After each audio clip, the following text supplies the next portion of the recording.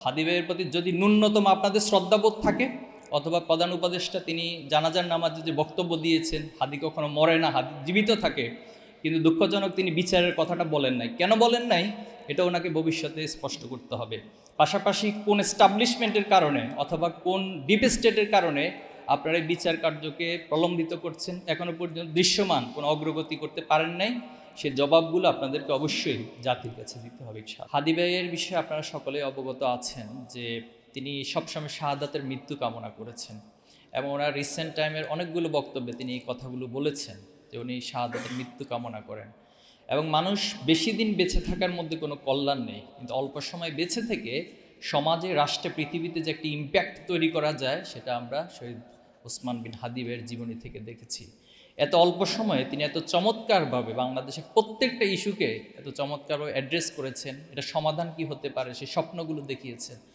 তো আমরা এই কথা বলবো যে যারা এই পৃথিবীতে শাহাদাতের তামান্না লালন করে, যারা সব সময় নিজেদের দোয়ার মধ্যে আল্লাহর কাছে বলে, আল্লাহ তুমি আমাদেরকে শাহাদাতের মৃত্যু দিও, তো তাদেরকে মৃত্যুর ভয় দেখিয়ে, তাদেরকে গুলি করে, তাদেরকে হত্যা করে যদি একটি আদর্শকে ধ্বংস করে দেওয়া যেত, তাহলে পৃথিবীতে, দুনিয়াতে কোনো আদর্শ বলতে আর কিছু থাকতো না। সেই জন্য আমরা যারা এই কাজগুলো করছেন তাদেরকে হুঁশিয়ারি করতে চাই, আপনারা বোকার স্বর্গে বসবাস করছেন।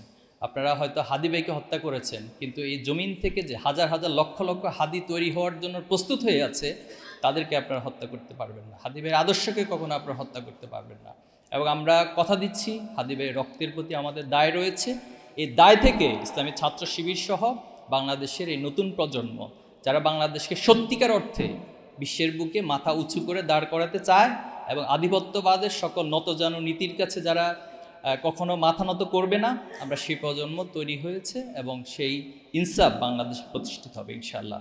পাশাপাশি আমরা বিচার কার্য নিয়ে যে একটি হেয়ালিপনা, উদাসীনতা লক্ষ্য করছি, এ বিষয়ে সরকারের প্রতি আহ্বান জানাবো। আপনাদের এই উদাসীনতার মধ্য দিয়ে যদি হাদী ভাইয়ের বিচার কার্য কোনো কারণে প্রলম্বিত হয় অথবা ব্যর্থ হয়, তাহলে এর দায় অবশ্যই আপনাদেরকে নিতে হবে, এটা জবাব দিতে হবে। হাদী ভাই এই কথাটাও বলে গিয়েছেন যে আপনারা কিছু করতে না পারলেও অন্তত আমার হত্যাকারীদের বিচার করবেন। এজন্য হাদী ভাইয়ের প্রতি যদি ন্যূনতম আপনাদের শ্রদ্ধাবোধ থাকে, অথবা প্রধান উপদেষ্টা তিনি জানাজার নামাজে যে বক্তব্য দিয়েছেন, হাদী কখনো মরে না, হাদী জীবিত থাকে, কিন্তু দুঃখজনক তিনি বিচারের কথাটা বলেন নাই। কেন বলেন নাই, এটা ওনাকে ভবিষ্যতে স্পষ্ট করতে হবে। পাশাপাশি কোন এস্টাবলিশমেন্টের কারণে অথবা কোন ডিপ স্টেটের কারণে আপনারা এই বিচার কার্যকে প্রলম্বিত করছেন, এখনো পর্যন্ত দৃশ্যমান কোনো অগ্রগতি করতে পারেন নাই। সে জবাবগুলো আপনাদেরকে অবশ্যই জাতির কাছে দিতে হবে ইনশাআল্লাহ। সম্মানিত উপস্থিতি, আজকে আমাদের যে আয়োজন, পাঠ মূল্যায়ন পরীক্ষা আমরা আয়োজন করেছিলাম। মূলত বছরের শুরুতে আমরা একটা সিলেবাস প্রণয়ন করেছিলাম আমাদের সকল জনশক্তিদের জন্য, এবং এই সিলেবাসের অধ্যয়নের পর বছরের শেষে আমরা এই প্রতিযোগিতার আয়োজন করেছি, এবং তারই মূলত পুরস্কার প্রদান অনুষ্ঠান হচ্ছে। আপনারা ইতিমধ্যে আমাদের প্রধান অতিথি সহ সকলেই বিস্তারিত আলোচনা করেছেন, জ্ঞান অর্জনের গুরুত্ব সব কিছু তুলে ধরা হয়েছে।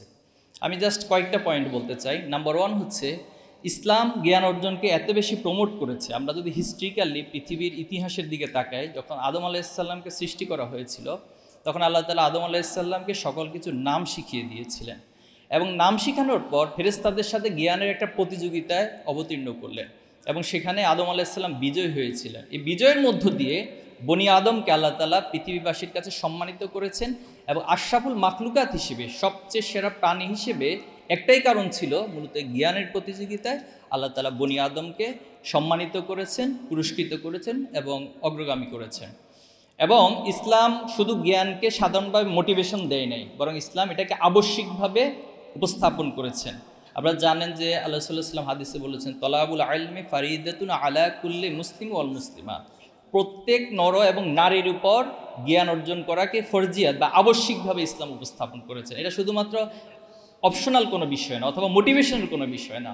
এবং কোরআনে যে প্রথম আয়াত, সেখানে আল্লাহ তাআলা বলেছেন, ইকরা বিসমি রব্বিকাল্লাযী খলাক খলাকাল ইনসানা মিন আলাক, অর্থাৎ পড়ো তোমার প্রভুর নামে যিনি তোমাকে সৃষ্টি করেছেন।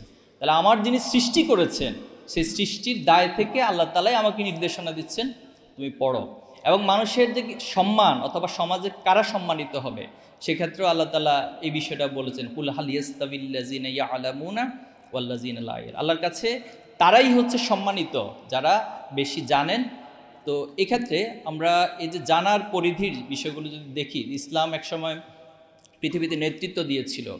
আমরা যদি সপ্তম থেকে 1300 শতকের সেই সময়গুলোকে দেখি, গোল্ডেন এজ ছিল, যখন বাগদাদের বাইতুল হিকমা ছিল, কর্ডোবাতে আন্দালুসিয়ার যে জায়গাগুলো, সেখানে জ্ঞান বিজ্ঞানের চর্চা হয়েছিল।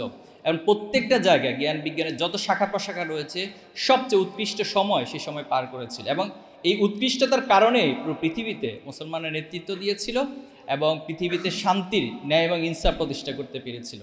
কিন্তু যখন এই মুসলমানরা জ্ঞান অর্জন থেকে আস্তে আস্তে পিছিয়ে গেল, তারা দুনিয়ার জ্ঞান, পরকালীন জ্ঞান আলাদা করতে লাগলো। তারা উপকারী জ্ঞান এটাকে প্রমোট না করে দুনিয়ার জ্ঞানকে একটা পার্ট বানালো, এটা অংশগ্রহণ করবে, আর একটা অংশ হচ্ছে পরকালীন জ্ঞান অর্জন করবে। এই যে জ্ঞানের মধ্যে ডিভিশন করে আস্তে আস্তে করে মুসলমানরা পিছিয়ে এসলো। এবং সেখানে পশ্চিমা সভ্যতারা, যারা আজকে আমাদেরকে সভ্যতা শিখায়, তারা একদিক থেকে একাডেমিক জায়গা থেকে পৃথিবীতে অনেক হাই পজিশনে গিয়েছে, কিন্তু তারা নৈতিকতার জায়গাগুলোকে গ্রহণ করতে পারেনি, তারা ওহির জ্ঞানকে গ্রহণ করতে পারেনি, তারা তাদের নিজের মধ্যে মানুষত্ববোধের যে জায়গাগুলো সেটাকে গ্রহণ করতে পারেনি। এই জন্য তাদের সে সমাজকে যদি আমরা বিশ্লেষণ করি, সেখানে দেখি অনেক জাঁকজমকপূর্ণ একটি সমাজ, অথবা অনেক অট্টালিকার একটা সমাজ, কিন্তু মানুষের মনের মধ্যে, অন্তরের মধ্যে প্রশান্তি সেখানে খুঁজে পাওয়া যায় না। তারা একদিকে মানবতার কথা বলে, সভ্যতার কথা বলে, আর পৃথিবীতে সভ্যতার, মানবতার ধ্বংসের পিছনে সবচেয়ে বেশি ভূমিকা তারা রাখছে। আজকে যদি বলা হয় যে পৃথিবীতে অ্যাটমিক বোমের জন্য, অ্যাটমিক বোম্বিং করে হিরোশিমা এবং নাগাসাকিতে যে মানবতার বিপর্যয় ঘটানো হয়েছে, সে কাজগুলো কারা করেছিল? তারাই করেছিল। এজন্য আমাদেরকে এই জ্ঞানের মধ্যে উপকারী জ্ঞান এবং ওহির জ্ঞানের সম্মিলন অবশ্যই ঘটাতে হবে। এবং আমরা মনে করি যে এই জ্ঞান বিজ্ঞানের পুনর্জাগরণের মধ্য দিয়ে পৃথিবীতে আলটিমেটলি শান্তি প্রতিষ্ঠা করা সম্ভব, মানবতা প্রতিষ্ঠা করা সম্ভব, এবং সভ্যতার সঠিক যে ব্যবহার সেটা নিশ্চিত করা সম্ভব। সম্মানিত উপস্থিতি, আমরা ছোটোবেলায় একটা বিষয় দেখতাম যে যখন কেউ লং ড্রাইভে যেত, তখন সাধারণত একটা বই সাথে নিয়ে যেত ব্যাগের মধ্যে, সে বইটা পড়ার চেষ্টা করত। কারো যদি কখনো অবসর সময় আসতো, সে অবসর সময় কাটানোর জন্য হলো বই পড়ার একটা অভ্যাস আমরা দেখেছি। এবং ছোটোবেলায় বেড়াতে যাওয়ার সময় আব্বা আম্মারা ব্যাগের মধ্যে বই প্রবেশ করিয়ে দিতেন এবং সেই বইগুলো পড়ে সময় কাটানোর চেষ্টা করা হতো। কারো যদি ঘুম না আসতো, তখনও দেখা যেত যে বই পড়ে তার ঘুম আসার একটা পলিসি মেনটেন করা হতো।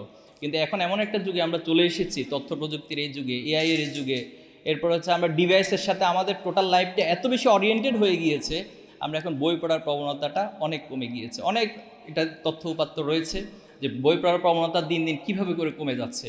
তো এই জায়গা থেকে ছাত্র শিবির এই নানান আয়োজনের মধ্য দিয়ে, আমাদের শুধু আজকে এটা একটা আয়োজন, এটা আমাদের জনশক্তিদের নিয়ে আয়োজন থাকে, সাধারণ শিক্ষার্থীদের নিয়ে নানান আয়োজন আমরা করে থাকি। বইপাঠ প্রতিযোগিতা, কুইজ প্রতিযোগিতা, ডিবেট প্রতিযোগিতা আমরা করে থাকি, আলোচনা চক্রের আয়োজন করে থাকি, পাঠচক্রের আয়োজন করে থাকি, সায়েন্স ফেস্ট আয়োজন করে থাকি। এভাবে নানান আয়োজনের মধ্য দিয়ে আমরা শিক্ষার্থীদেরকে প্রমোট করতে চাই যে জ্ঞান বিজ্ঞানের উৎকর্ষতার জন্য, পৃথিবীতে নেতৃত্ব দেওয়ার জন্য আমাদেরকে পড়ার অভ্যাস করে তুলতে হবে।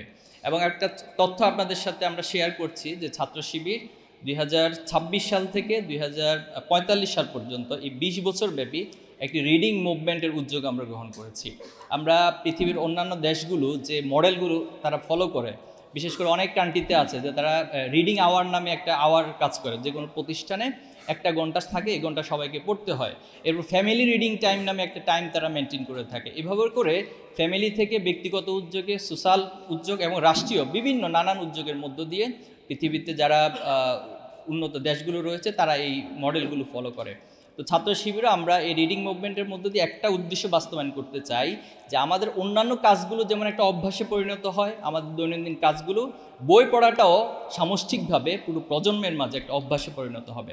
এবং আমরা বিশ্বাস করি যে আপনারা সকলে যদি সহযোগিতা করেন, ইনশাআল্লাহ রিডিং মুভমেন্টের মধ্য দিয়ে 2045 সালে আমরা আমাদের একটি লক্ষ্যমাত্রায় পৌঁছে যাব ইনশাআল্লাহ। তো আমরা আজকে আমাদের প্রধান অতিথি সহ এখানে যারা এসেছেন সকলকে আন্তরিকভাবে ধন্যবাদ জানাচ্ছি, কৃতজ্ঞতা জানাচ্ছি, এবং যারা পুরস্কৃত হয়েছেন আপনাদেরকে অভিনন্দন। যারা পুরস্কৃত হতে পারেননি, ইনশাআল্লাহ আপনারা ভবিষ্যতে আরও ভালো করবেন, এবং সেই প্রত্যাশা রেখে একটি পড়ুয়া প্রজন্ম, অথবা যারা এই পড়ার মধ্য দিয়ে আগামী দিনে জ্ঞান বিজ্ঞানে শুধু বাংলাদেশকে নয় পুরো পৃথিবীতে তারা নেতৃত্ব দেবে, সেই প্রজন্ম গড়ে ওঠে, সেই প্রত্যাশা রেখে আপনাদের সবাইকে ধন্যবাদ জানিয়ে আমার কথা শেষ করছি। আসসালামু আলাইকুম।